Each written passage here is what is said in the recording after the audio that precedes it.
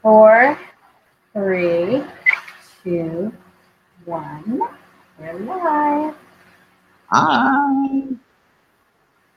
Hi, everybody. Check it out. I got little Abbie here. We're going to be interviewing the cutest dog ever. I hope she can give us a lot of information.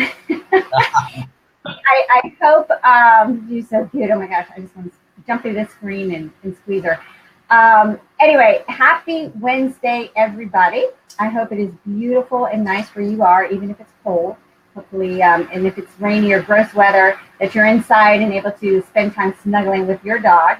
I am Gila Kurtz, one of the co-founders and co-owners of Dog is Good, and today we're going to be talking with Michael and Abbie. I seriously don't think Abbie's going to tell us as much, but she's as nice as it is to look at Michael. Abbie's really cute to look at too, so we'll keep her on there. Anyway, as you guys are popping in, I want you to share this because, you know, I know some of you may see some of the videos that I post being at the beach with my dogs. You guys in our private group have been sharing just the most gorgeous photos of just things that you do with your dog. And one of the things that I'm most fascinated about is that we, as dog lovers and dog moms and dads, have evolved to there's this way of living these days that really does involve our dogs on a much deeper level than ever before. I know for those of you out there like myself, if you're going to the beach, you want to take your dog. If you're going to go on trail, you want to take your dog. If you are camping or hiking or boating, or there's just so many things that people are doing, and even really crazy activities like paragliding, which is what Michael does with Abbie. There's just so much that we can do, and so I really wanted to bring Michael on. I met him how long has it been? It's been like 8 years, I think, at a surf event and a dog surfing event, and I've just always followed him because I've just been really impressed with how he shares his life with Abbie, and this story is really fascinating. So we'll get right to that in a moment, but first I want to remind you, we always do a giveaway, and so this week, given the fact that Abbie is rescued, and she's not a mutt, but we are going to showcase our I Like Big Mutts line for you guys today, particularly because it's brand new stuff. So you can enter to win. I think we just put in the link to do that. And so what you will win is the new colorway for the unisex I Like Big Mutts t-shirt. This is unisex color. There we go. Really pretty. It's kind of like a taupey color. I really like it. And then you'll also get the women's version, which is a women's V-neck. Really pretty. And also these shirts are so soft, you guys. Doing a lot of extra soft fabrics these days. And then, of course, when you're drinking your coffee by the fire, if the case may be, you have your like Big Mutts mug. So those, get that without the glare. There we go. Anyway, so enter to win that because great pricing. Now, I also want to remind you that at 4 o'clock today, if you have not RSVP'd, you need to. We will be doing our new product showcase flash sale. So Bolo will be sharing all sorts of new items that have just popped into our warehouse, and you will have 2 hours to take advantage of these crazy specials that they've authorized me to share with you today. So do that in the private Facebook group, and that's also where we will announce the winner. And you can access the private Facebook group by going to it's the Dog is Good Lifestyle group. All right. Wow. Lots of information to share with these guys. But now the best part is talking to Michael. So I want to introduce you guys to Michael. Can you help me with your last name? Michael? It's we, like the video game. Got it. Very, very appropriate given your background in software and software development, which we'll touch on briefly here shortly. So Michael, we, and Abbie. This is quite the pair for sure. He is the founder of Blue Tribe, which we're going to talk on greater detail throughout our discussion today. And of course, his very, very talented dog, Abbie, who is his company's chief happiness officer. I think like Bolo, who just took off from my office, our chief happiness officer too. She's also the what do we call her? The CTI. She is the Chief Trash Can Inspector as well. Michael once worked for Steve Jobs and is now developing a big data platform to support coastal forecasting and disaster response in support of communities and industries around the world. Abbie is the top surfer dog in the world and is a animal athlete, and that she is. I have witnessed her in action. So great. She's a Guinness. Actually, I'm not going to tell you guys everything because I want Michael to share the story of how Abbie came into his life and how since his life she has garnered so many awards and accolades and truly is a Cinderella story, as he so eloquently states here. And then we'll be talking about his new company, Blue Tribe, and just basically the amazing things that he does with Abbie. It's just such a wonderful example. And I want you guys, yes, she is cutie. So also people are popping in and I'm going to want to just say hello to everybody. Hi, Jen. And it's snowing in Maine. Yay. I mean, yay for you. I'm glad that it's sunny here. And Michael's also in Southern California. So we're enjoying that. But your photos in the Facebook group are stunning. So keep those coming. And hopefully you guys can be inspired to look at all the different things that you can do that might be a little unusual with your dog to enhance your life and the way that you live your life. And with that, I want to welcome you. Michael, thank you. Thank you. All right, so let's dive in. I met you at one of the Southern California Surfing Championships. I believe Abbie did, of course, win that particular year that I was in attendance. And, you know, it's just such an impressive story because her life could have been very, very different had you not stepped in. So let's go back to that day when Abbie did come into your life. What can you share that story with us? Sure. Well, Abbie was rescued by the Humane Society of Silicon Valley, and just before that, she was almost killed. She was found on a highway dodging cars and trucks, I guess, and somebody stopped to bring her, save her, and then bring her into the shelter. And when I met Abbie, I was living in Silicon Valley at the time, and kind of out of work, and like a lot of people were, and looking for kind of a running partner. And Abbie was special because when I went to look at all the dogs, she was the only dog that wasn't jumping up in the cage and barking and trying to get my attention. She was just sitting there, and I thought, wow, what a quiet, smart-looking little dog. And she just kind of stared at me, and so we made a connection. And she wasn't exactly a running partner at first. She had a lot of trauma, and so I took it upon myself to kind of just show her what my life was like. And we'd go on walks together, of course, but you know, I would drive to the supermarket. I'd bring her with me. We would go visit friends. She was with me all the time, especially because I wasn't working. And we just naturally started doing sports together because dogs are very athletic, and surfing was one of the things to help rehabilitate her and give her confidence. And these things turned into hobbies for us, and then the surfing thing just went crazy. It's the one sport out of all the stuff that we did that she just went crazy for. She loves it, and it turned into a whole thing. But originally it was just to kind of rehabilitate this shy, terrified little rescue dog. Mm. Now, how long, well, first off, kudos for recognizing that you couldn't dive right in to this idea that you had created for yourself as far as the role that she would play, you know, as a running partner and as a companion. So noting, you know, that, and then taking the time out to go through that rehabilitative process. How long did that take? Like, what did you took her everywhere, but what was there anything else that you needed to do to help get her out of her shell? And how long did it take before she started to come out of her shell? I think it took about a year, actually. You know, we had to adjust her to things like she did not want to walk past the doorway to a dark room or a closet if the lights were off. She was afraid of other dogs, and she was afraid of squirrels. She really didn't like the leash or the collar. And I wanted her to trust me instead of like learn how to, be obedient. So one of the first things we did was actually took her to the beach. There's a beach in Santa Cruz called Greyhound Rock Beach. Really, really cool beach.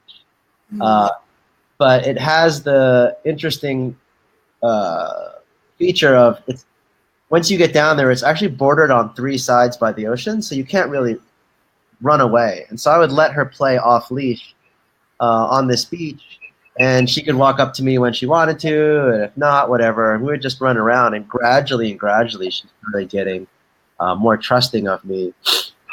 And then eventually, we moved up to walking together and then running together. But Abbie's never actually been on a leash. So I've paid so many fines and I've gotten in so much trouble by HOAs, park rangers, sheriffs, and it's legal. But she just minds really well. Part of that is because she's a working dog. But over this course of a year, we developed a really tight connection. I never did any obedience training with her. It was always either we would work together through sports or we would just hang out. And she got very close because of that. So I want to touch on that and just take 1 second to say hello to everybody that has been popping in. I appreciate you guys being here. You just mentioned something that's really important, just in general, for new dog owners in particular, bringing whether they're puppies into their home or rescue dogs. There's this idea of immediately getting into some form of obedience, that there's these very specific behaviors that we need our dogs to have in order to live, under our roof and be well-mannered in and out of the home, etc. But everybody kind of goes there first. And what you just said, I really want to highlight because I think it is the basis of trust, that if you can develop that very closely and deeply with your dog, that there's so much else that you can teach them and expose them to. And we kind of skip that part. I always like to, when I'm working with people and their dogs, my philosophy is that I want to ensure that they achieve the goals but I need it to be founded in a relationship that is built on trust and mutual respect. And so you focusing on that from the get-go probably led you to greater results much faster. A year is a long time, but many dogs who come from shelters, not all, but there's several who also have traumatic experiences and these families have difficult times getting them past that. So taking a step back, being more, I don't think the word is understanding, but more compassionate, and allowing her to come out of her shell as you progress and build on your relationship. Because I've seen her, and you would think that that she has been through so much training and you've worked and worked and worked, but a lot of that is that breed type and her desire to be doing something. So anyway, I just wanted to highlight that because that's a really key point that a lot of people miss out on, going straight to It's a really good point because in that year, like I said, she went from a dog terrified of the dark, terrified of squirrels, right? She is a dog afraid of squirrels. When she saw them in the window, she would like run under the table. Within that year, we went from that to surfing, snowboarding, swimming, mountain biking together. And a lot of those sports, she rides on my shoulders, like when we snowboard together, to rollerblading, even paragliding. So we've done everything together. Okay, so let's dive into all these different activities. And I know that a lot of people out there, I'm not 100% sure. No, I'm pretty 100% sure. I'm probably not going to paraglide, but but the other stuff could be a lot of fun. So you started with surfing. Granted, we're on the coast, so it's a little bit easier to do that. But how did you first teach her to do that and gain trust not just with you, but for this unknown, this ocean, this moving body of water? How did you get her to do that? Yeah, so surfing was a coincidence, actually, a lucky coincidence. But these things happen if you are focused on building trust with your dog and trying to help them grow into their potential. So we started by just going to the beach, like I described, and then when she got comfortable hanging out with me on the beach, then I would go swimming. And I'm more of a swimmer than a surfer. I like open water swimming, and she would eventually follow me out, but she only came out when she was ready because at first she was even afraid of waves. And after we started swimming together, we'd go out pretty far. And one day we were out by the quarter-mile buoy, and there's surfers out there. So I wanted to let her rest on the surfer's board. And if you understand dog behavior and body language, when dogs tend to be a little concerned, they'll crouch down, they'll put their butt up in the air a little bit and try to get balanced. But when she got on the surfboard, she didn't do that. And when I noticed that her ears were up, her tail was straight, and she was standing on all fours, she looked you could tell she was confident on the board. And so we pushed it into a wave, and she stayed that way. And even when the board ran into the beach, she was still standing on the board, just turning around looking for me. So we figured, she kind of enjoys this. She seemed to enjoy it more than swimming. So, now I'm pushing her out there into the waves, and she doesn't do any of the work. But that's how it got started.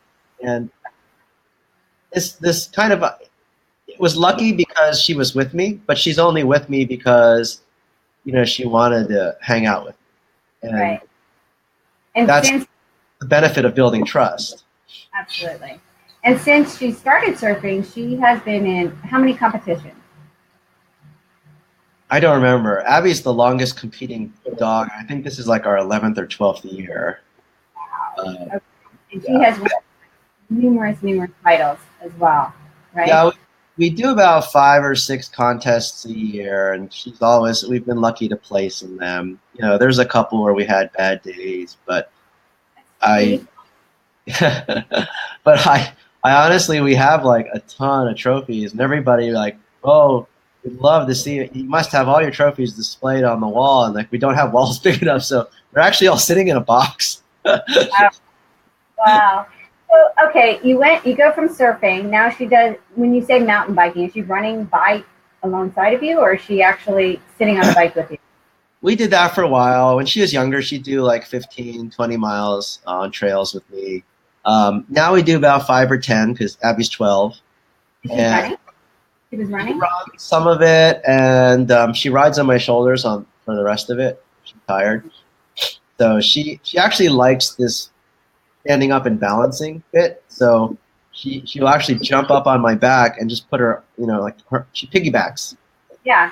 She stands up there and likes to, she smiles and has a good time up there. Okay, so from surfing to mountain biking, and then you got this idea that it would be really cool to do paragliding. How did that come about, and how did you pull that one off?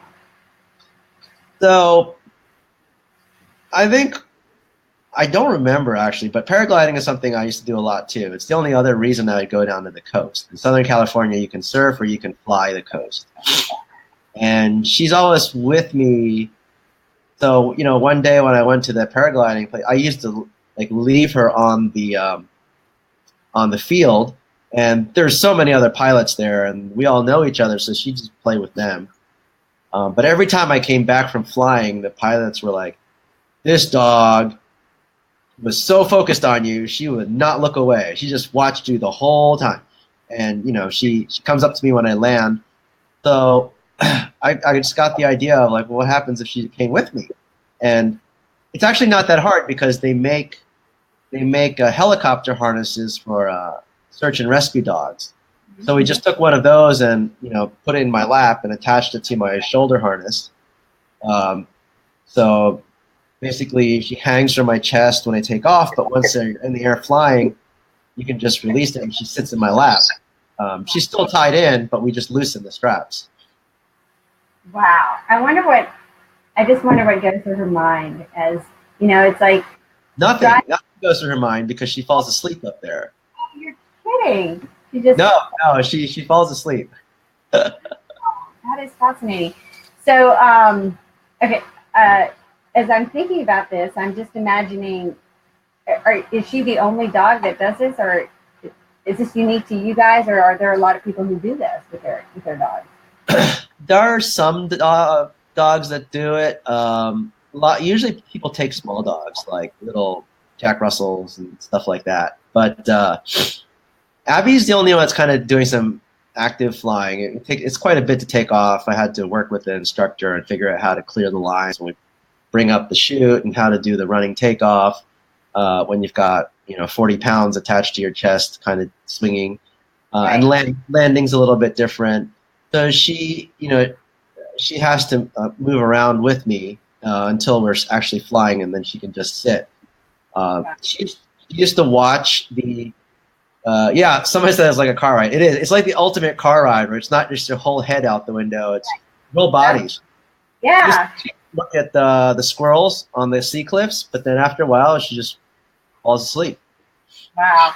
So we're putting in the link to Vimeo, where you have a lot of video of you guys doing all these different activities. So I just want to say the link that you want us to put in, because I want to make sure we're putting in the right stuff, because you guys can go see just all these amazing things that they do together. It's fascinating. Yeah, I think I sent you like mountain biking videos with her on my shoulder. Some of those we did for GoPro. GoPro actually sponsors Abbie now, which is bizarre because I've been an athlete my whole life and never got sponsored by anybody. Yeah. We sent you mountain biking, paragliding, I think a skateboarding video that we did, and then a lot of surfing video. Okay, great. Yeah, we're putting them all in right now, so you guys can check it out. You have got to be in incredible shape. I mean, she's not going to let you sit on the couch and drink beers all afternoon. That's Abbie's latest. That's her latest. Her latest sport is CrossFit because Hey, got that.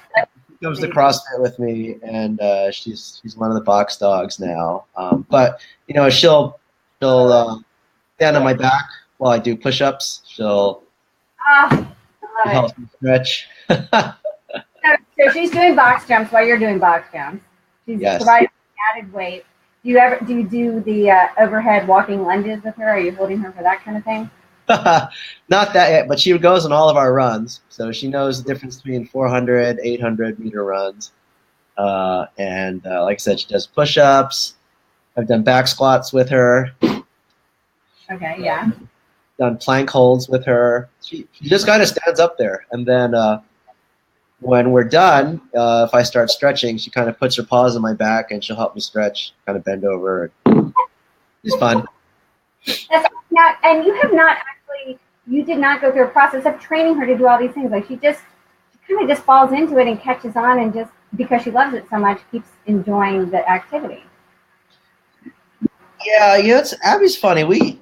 At one point we did some obedience like sit, come, but she mastered them automatically. Like one day I just said, she knows the difference between left and right, because it's very important when we're running trails or mountain biking together that she not cross in front of the tire and get run over, or if the trail splits. And so the first time I told her, this way and other way, she came right along. And the first time I told her to go around the back, she did that. So I think she's either watching my hand gestures or something, because clearly she doesn't understand English. But she's very tuned into what I'm doing.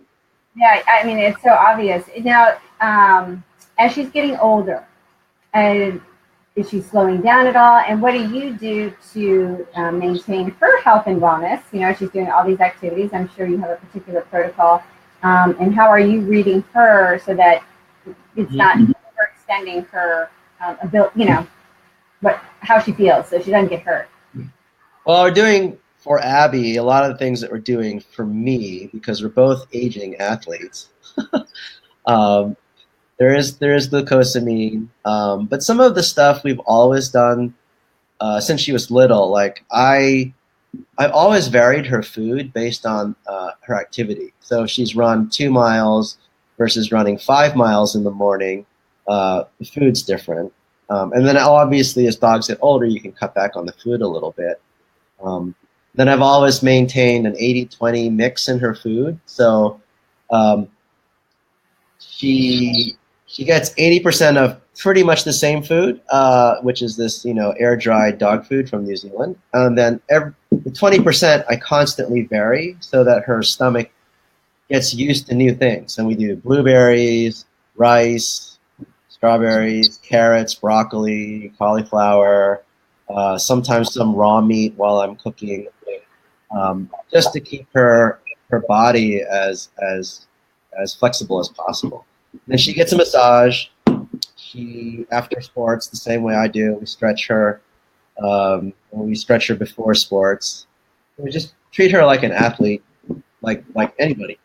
Yeah, no, I think that's great. I love that. I mean, I think the saying that that's out there, when I die, I want to come back as my dog. I feel like when I die, I want to come back as your dog. And all these super fun things and be, everything's just really in tune to a very active lifestyle, which is pretty cool. So I want to be able to touch on Blue Tribe, but before we do, I want to see if you have any tips or advice for people. Most of our fans out there, they're just great dog lovers, and the dogs in their lives are, some of the most important, as for us too, family and our dogs are included in that.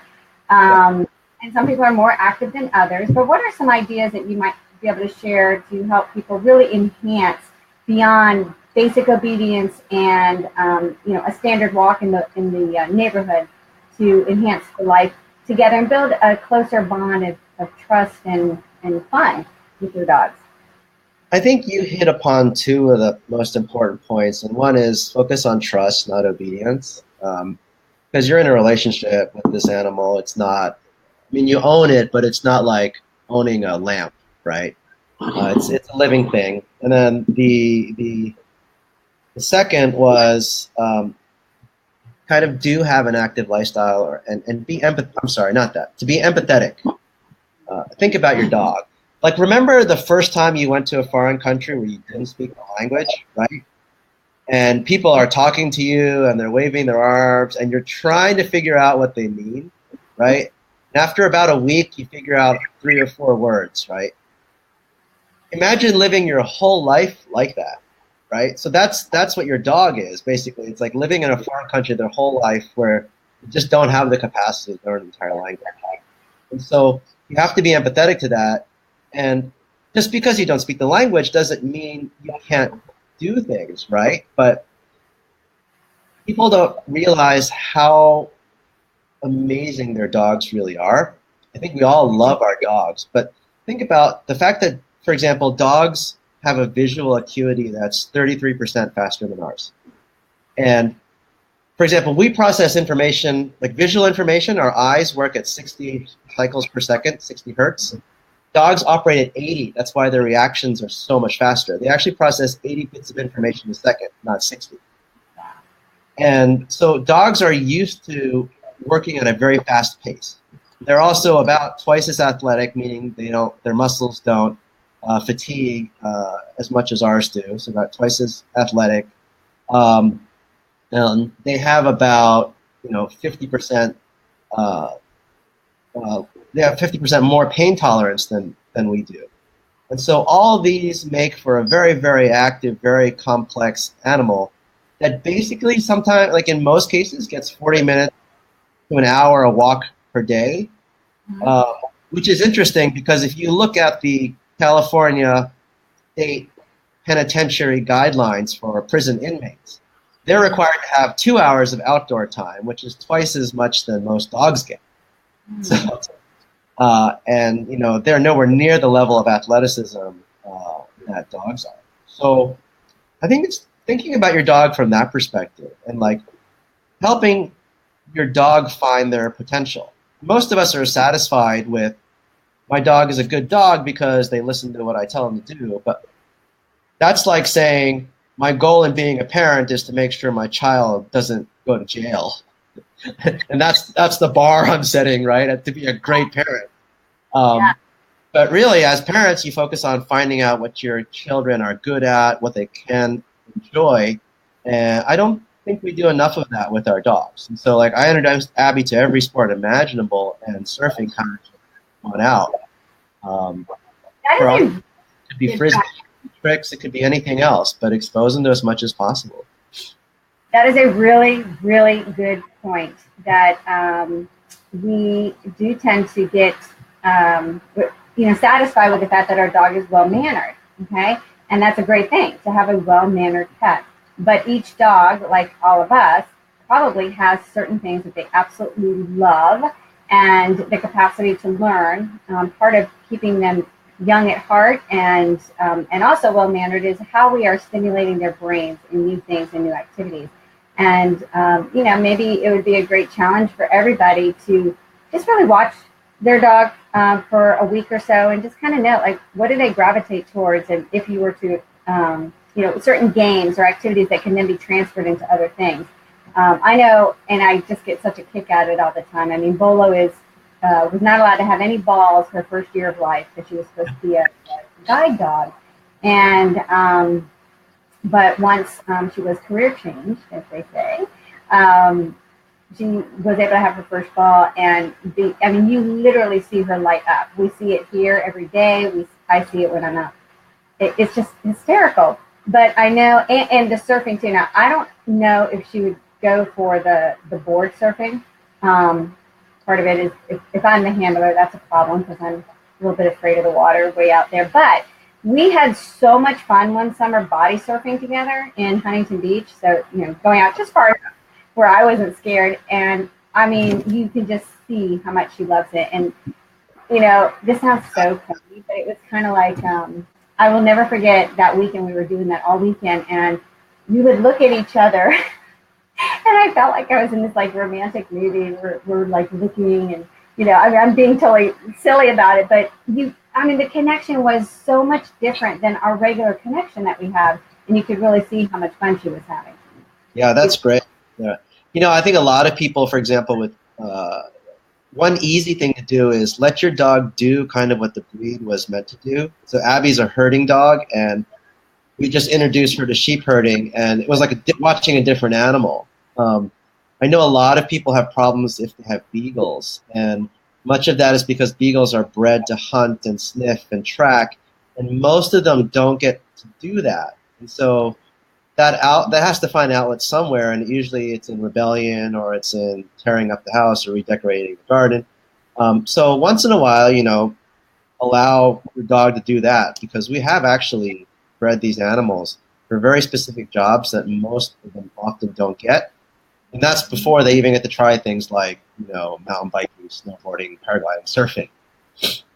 That's another great point. Yeah, you guys think about what your dog was originally bred to do and create opportunity for them to engage in those activities, and you might see shifts in their behavior as well. I love that. Okay, so I'm just going to read through some of the notes here. People are sharing and talking and communicating, which I love you guys doing that. Okay, let's see. I saw Jess was saying she does ATV riding with her dogs. It's awesome. And you guys, my computer is very slow today, so let me just see. Stand-up paddleboarding and mountain biking. Yay, Rhonda, that's awesome. I bet Hawaii is a perfect place to do that. We love Hawaii. Well, I bet you do. Having surfed on Maui and Oahu, we love it there. We feel like Ohana every time we go back. Oh my gosh, that's awesome. And Steven's pugs love their puzzle toys. So, I love that everybody is really doing a lot more than probably the average person engaging with their dogs. All right, let's transcend just for a second into segue into what you are now currently involved in, because part of that started out of your love of the ocean and the activities that you and Abbie do together there, and that was the founding your new company, Blue Tribe, which has such a great social cause. So can you share with us a little bit about that and what's going on with that? Sure. Blue Tribe is it's a company that uses artificial intelligence to predict natural disasters, and we focus on the coast. So flooding, beach loss, erosion, sea level rise. And it actually came out of just being on the coast with Abbie so much and kind of having this brand new lifestyle because of my dog. So, in a way I rescued Abbie, and then in another way she rescued me, and we both kind of found our calling that we wanted to do. But originally we were trying to figure out, I was trying to design an algorithm that would help me predict better waves, because dogs surf in different kind of waves than humans surf in. And it led to discovering a way to do some very, very complex things that have been impossible. One of them being the ability to predict floods and how badly floods are damaging property and resources. And it turns out flooding is the #1 natural disaster in the world. So it's most expensive, it's most frequently occurring, and it's getting worse. And we have about billions and trillions of dollars at risk and being lost every year. So we just serendipitously have a solution for that. And we've gone from an idea to getting 3 patents and building a working prototype. And now we're starting to get some pilot customers and some pilot projects in certain cities. And we're looking for investors now to kind of move on to that pilot phase. Cool. So one of the questions I have is it flooding as it relates to the rise in the water, or rainfall, or like natural disaster? Yeah, so this is an interesting thing that again, I learned all this from surfing with my dog. I had no knowledge about environmental science before, but it's flooding from tides as a result of sea level rise. So sea level rise itself is not going to cause flooding, because, let's face it, there's not enough ice that's going to melt to cause the water to go up that far that it's going to cause a flood. And even if it does, it's just going to be very, very slow.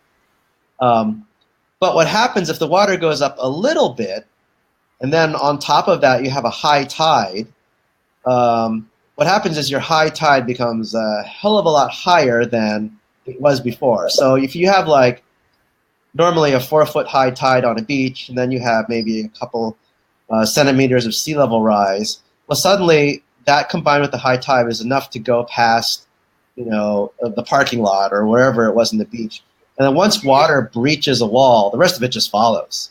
And that's why we're seeing tons of flooding, because we get these little increases in sea level, but when the tide gets high, that's just enough to push it over a line. And when you fill out the bathtub, once you go over the rim, then it's all over.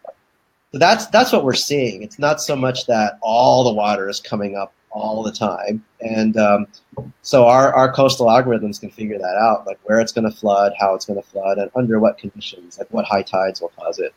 That's cool. So it's not just Pacific and Atlantic, it's also the Gulf Coast as well? It's the entire world. So it's, we can do it for any part of the planet. Okay, this is what I think is the coolest thing about this whole conversation together. The fact that you rescued this dog, rehabilitated, shifted how you lived your life with all these activities, and because of that one little trigger, you are now doing something with Blue Tribe that is literally could save the world. I just think that's huge. That's amazing. Kudos. That's awesome, Michael. Thank you. And I would never have found my true calling or my true potential until I helped Abbie, figure out hers. So kind of worked out for both of us. Yeah, it kind of goes back to, I think about my favorite message here at Dog is Good. It's something that it just is, it hits me so deeply, because it's so true how a dog can change the way you see the world. I mean, every little thing about it just can shift if your eyes are open. Yeah, I always say if the student is ready to learn, the teacher kind of appears, and although she didn't set out to teach you anything specific, having your eyes open to different opportunity has led you to where you are today, which is awesome. So I was laughing at one of the comments. I guess it was from Anne. She said, "Man saves dog." And that's so cool. Man saves dog. Man saves dog. Dog saves man. Man saves world. I think you need to make that as your tagline story. That the baseline for what this everything came to be. That's awesome and very creative. I love it. Okay, we have a couple other questions, so if you guys have some, definitely start popping those in. Yeah, just so true. This is a great story, so I wanted to bring Michael on. I've always been so impressed with him. Let's see. There was a question about Abbie's name. I'll tell you. You want to hear a funny story? Yeah. She said, "Oh wait, the question is, did you name a model after Abbie?" I don't get that one. We didn't name a model after Abbie, and she's not named after anything. When I was going to adopt a dog, can you guess what the name I already had in mind was? It was Starbuck, and not because I'm a coffee fan, but because I'm a huge Battlestar Galactica nerd. Oh my God. The Starbuck is the name of one of the characters on Battlestar Galactica. But that aside, when I went to see Abbie, she was so quiet. Like I said, all the other dogs were jumping against the cage doors, wanting to go out, and she just sat there. That there was so much commotion. I actually got her name confused because of the way there was everything going on. Abbie was the name of the dog next to her. And so her actual shelter name was Ethel, but I said, I want Abbie, I want that one. And they're like, you want the whatever dog was in there? And I was like, no, this one, this is Abbie. And they're like, no, this is Ethel. So I actually got them confused, but I already had it in my head that Abbie was, well-mannered, sitting quietly, looking at me dog, and so she became Abbie instead of Starbuck. And then after she started winning contests, and people are like, oh, you must be so proud of her. And I was like, yeah, she's a great dog. Someone told me that Abbie is a Jewish name from Abigail. Yeah, see the kid in the background here? That's my kid in the photo. I don't know if you can see that's my kid. My beautiful 20-year-old. She was 17 in that picture, or 16. Anyway, her name is Abbie, and yeah, it's a Hebrew name. And you know what it means in Hebrew? A father's joy. A father's joy. It was totally coincidental. Isn't that so great? It's so true. I love that, and you know what? Ethel just I can't see her as being an Ethel. Ethel, the surfing dog, just doesn't work for me. It didn't work out. Thankfully, it was one of those funny mistakes, That's so funny. Okay, do you guys have any questions for Michael? Let's see. It is really a great story. I do want to encourage you guys to go look at Michael's videos and his story, and even take some time to learn more about Blue Tribe, because it really is some powerful stuff. And if you know other media that might be interested in interviewing him to share the story, we'll, if that's okay, we'll leave information. We'll put the information on how you can reach Michael. Jen Dial is in the house. I love it. Jen Dial is going to be helping us, you guys, in March. I think it's March, right, Jen? She does meditation. She's a meditation expert, and we're going to be doing mutt meditation. She's going to come here and do this with me and Bolo. We're going to help our dogs meditate along with us. So anyway, just a little plug for future show. So anyway, she has a question though too. What are your I believe there's a relationship between my dogs and me that transcends speech, and she communicates via emotion versus language. What are your thoughts about that? I'll let you share your thoughts first, Michael. I think dogs can definitely sense emotion. There's a great book. I think it's Through a Dog's Eyes that kind of talks about how dogs are able to do that. There's a lot of biological science like pheromones and what they can smell. And yes, if you can clue in on that, as your dog's own emotions as well as they clue in on ours, it does make for a much better relationships. After that, after scent, the next things that dogs are really good at recognizing are patterns. Speech is actually the last thing. So your emotional state, and then kind of like your body language, and then the actual verbal commands or communication is the order in which your dog responds to you. Yeah, and to that, I just want to add, it actually creates a much less stressful environment for your dog if you are communicating via non-verbally and reducing your own stress, as Jen will show us through, how you breathe. They are so quick to pick up on whatever is going on with you, and that can affect how they're behaving and their level of stress too. So there's just a lot as it relates to nonverbal. And I believe that as well. It's a deeper way to have a relationship. Can I add something too? Nice. So she brought up a really good point about emotion and what you just said about communication. One of the things I practice with Abbie is something I call passive communication, where I'm talking to her but not necessarily expecting her to do anything. It's not like sit or stand, which is active communication. So when you're right, it totally reduces their level of stress. So when we go out into the ocean and I push Abbie through waves as we go out, I actually tell her, wave coming up, wave coming up. And she's learned, like, even when I go like, uh-oh, she knows it's a big wave and I'll see her crouch down. But it gives her, it just, like, I just talked to her, like, when we get in the car, like, hey, we're going to go see mom, or hey, we're going to the park. Like we were telling you earlier, it helps them understand, like there's some pattern, and it helps them understand what's going on a little bit to have this passive communication. I love that you brought that up too, because just like us, knowing or having an expectation of what's going to happen next can help reduce stress and makes the animal, much more engaged, because they can make predictions based on, you're saying, wave coming, wave coming. That's happened enough times that, the classical conditioning involved there, that she begins to know this cue, and then she knows how to prepare for that. So right. That's really important. Hi, Brittany. She jumped on in and she was asking what your company is called. It's called Blue Tribe. So let's put a website in for that. Is it bluetribe.com? Our website's pretty lame, because it's thebluetribe.com. Okay, bluetribe.com. But that's just because you're starting out. So yeah, I know how that goes. Trust me. Yeah. Well, when we finish this round of fundraising, part of it will go towards building a cool website. Hey, and if you guys know investors out there, if you've ever thought about that, check it out, because I think it's going to be a really powerful and important company as we continue to see what's going on with our Earth and changes there. Stephen, the Blue Tribe, not sorry. I had it right the first time. The Blue Tribe. Sorry, we'll put that in. Yeah, we'll correct that. Let's correct that. So Stephen is also recommending energy healing for animals. Talks about energy and emotion healing for you and your furry friend. I like that. Oh, I'll get that book, Stephen. I love reading all that kind of stuff.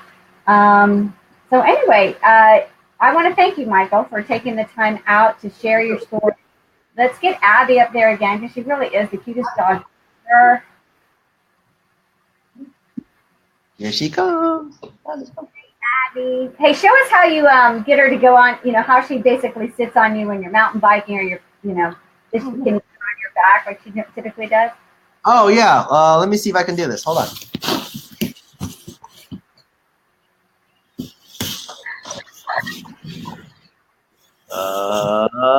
Okay. Abbie, come here. Yay! Abbie, you're awesome. Oh my gosh, I love that dog. Guys, thank you so much for being on. Don't forget to enter to win your big mutt stuff. Just go do that now.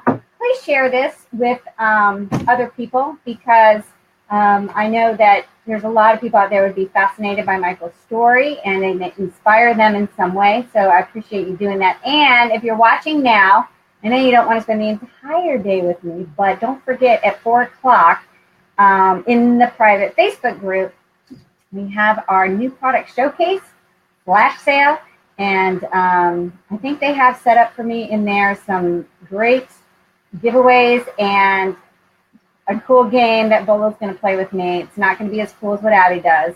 It's going to be Bolo style, but I'll take it. I think it's going to be fun. That is a great picture, Michael. I want to thank you again for being on, and I'm just so impressed with what you're doing. So thanks for sharing that with all of us here. Thank you. We love what you guys are doing too. So we just love the Dog is Good brand. Thank you. I appreciate that. All right, guys.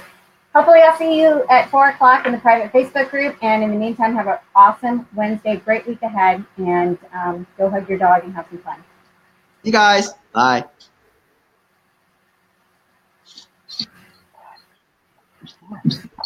Look, who's that?